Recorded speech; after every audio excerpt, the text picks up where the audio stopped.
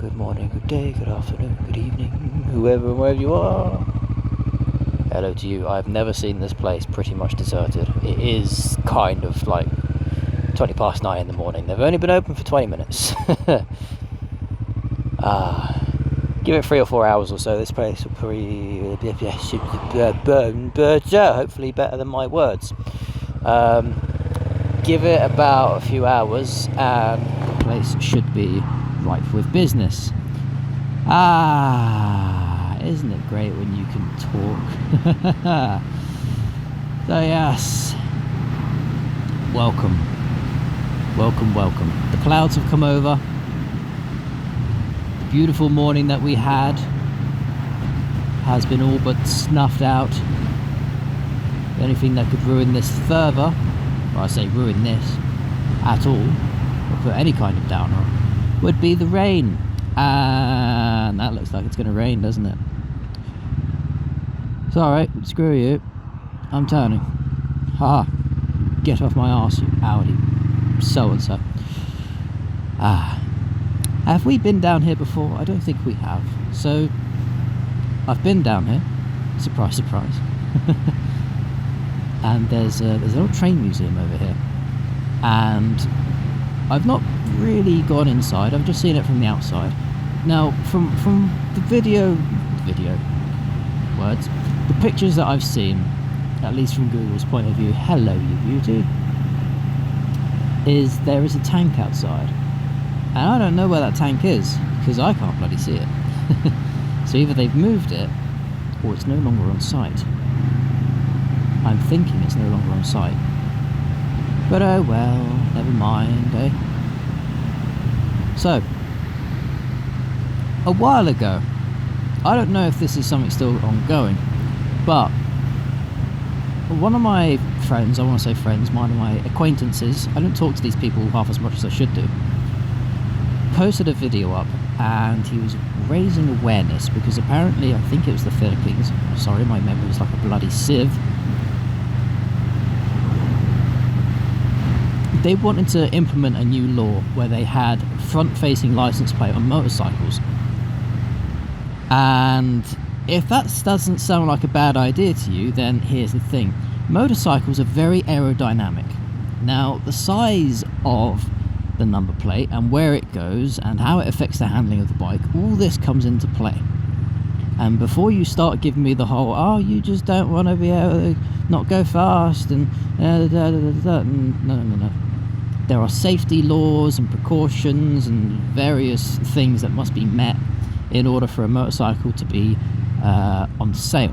So if every major motorcycle manufacturer had to abide by these new laws for a certain area, then you can imagine, there's all your trains, that's pretty cool.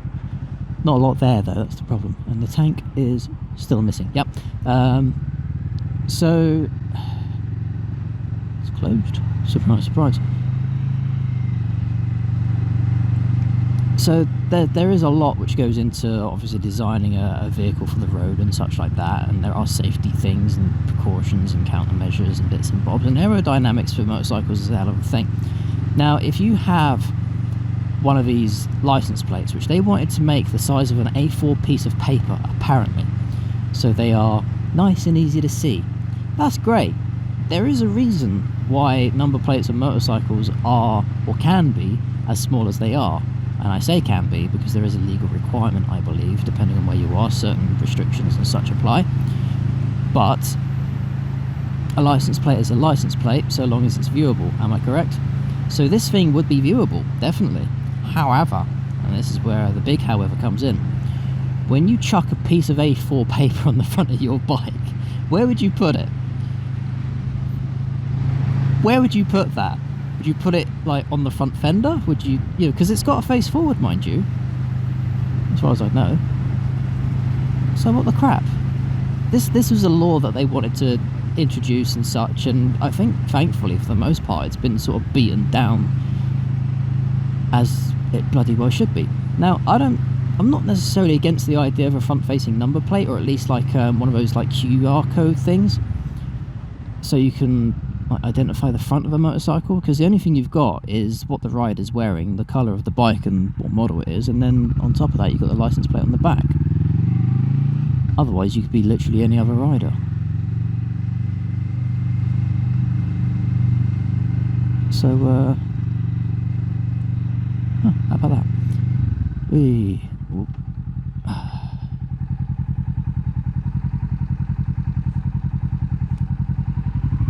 are most welcome. Now if you can imagine, right, an A4 bit of paper. Now I'm wearing like size 9 boots because I've got wide feet. So where would you put a sign that big on your... What? It's massive, isn't it?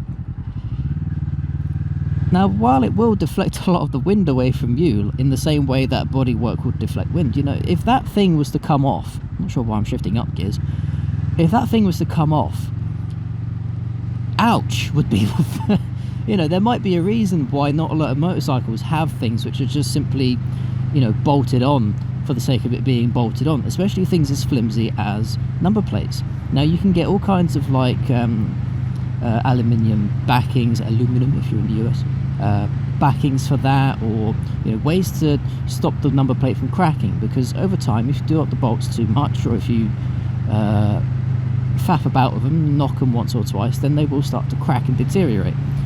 And what happens when a number plate cracks and deteriorates? Well, it starts falling apart, doesn't it? A bit of wear and tear here and there, and then one day your number plate's gone. Fantastic. So what have you got?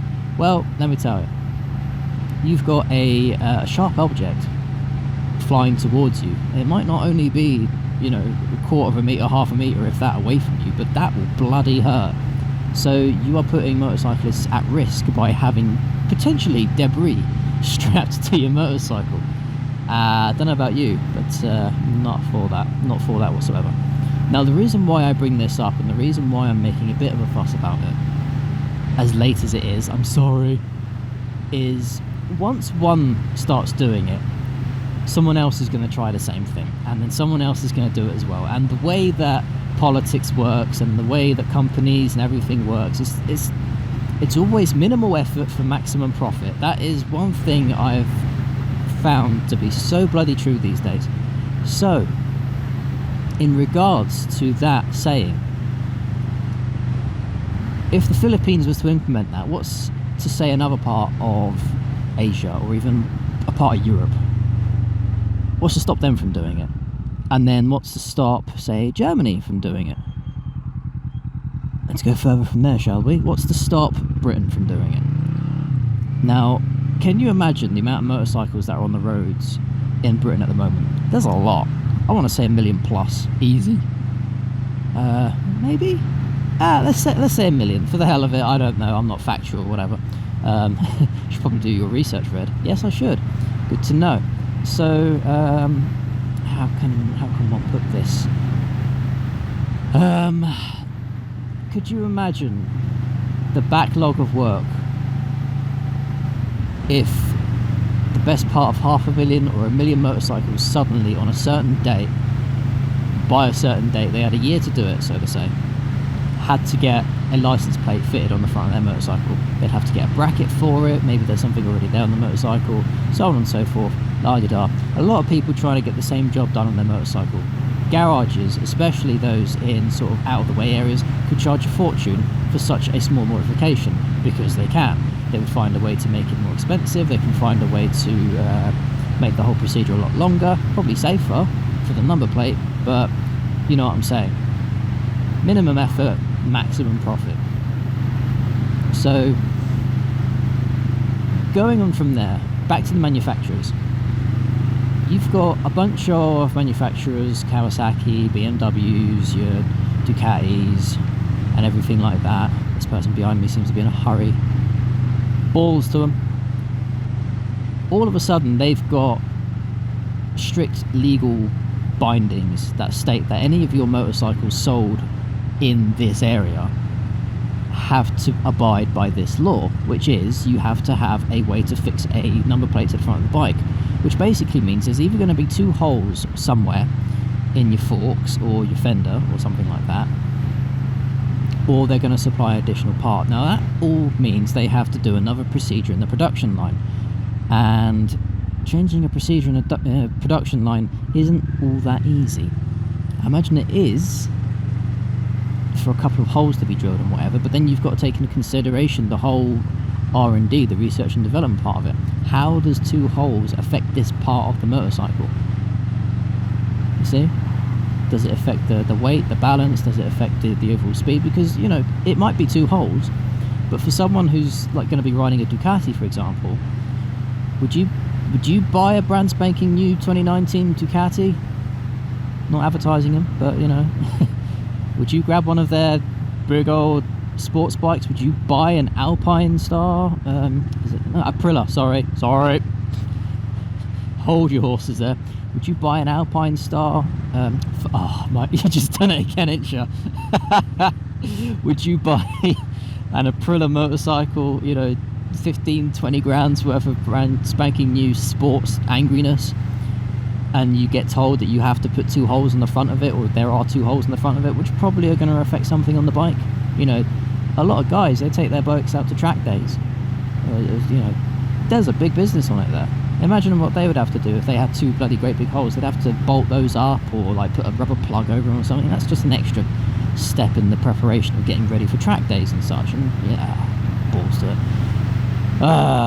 It's a long argument and such, and from what we've seen, at least from my experience and from what I've seen, like I said, if someone does it, someone else is going to find a way to do it, probably make money off it, and then it's rinse and repeat, carry on.